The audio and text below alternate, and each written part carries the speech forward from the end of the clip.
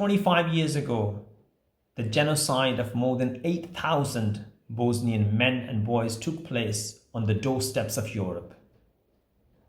The violence, mass-scale rape, and systematic killing of Muslims in Bosnia symbolizes the horrors committed against Bosnians during the conflict between 1992 and 1995. I have visited Srebrenica many times and have felt that death still haunts Srebrenica. A sea of white tombstones in the Srebrenica cemetery reminds us of what intolerance and hatred can lead to if they go unchecked. Genocide is something inexpressible and incomprehensible.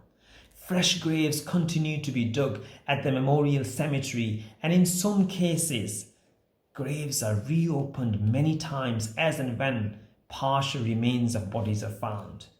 The families have not been able to find closure to their ongoing trauma. Many families still continue to search for the truth and an acknowledgement that genocide did take place in Srebrenica.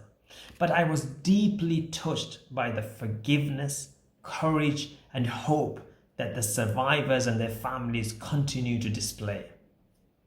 The ethnic cleansing of Bosnians may have happened 25 years ago, but the criminal acts of murderers still continue to incite hatred against Muslims. In Christchurch, New Zealand last year, the terrorists who brutally murdered 50 Muslims had been listening to a Serbian nationalist song which glorified one of the architects of Srebrenica Genocide, Radovan Karadzic. Despite saying never again after the Holocaust, the world has stood by and watched many genocides play out. Europe's worst atrocity since the Second World War could have been stopped if the world had acted in a timely and decisive manner against the war criminals in Srebrenica.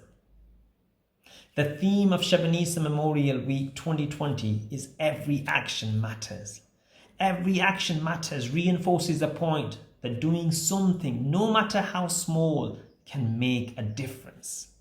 The Holy Quran inspires us to act when it says, "Be witnesses in justice." Doing nothing to stop injustices or persecution is not an option for humanity.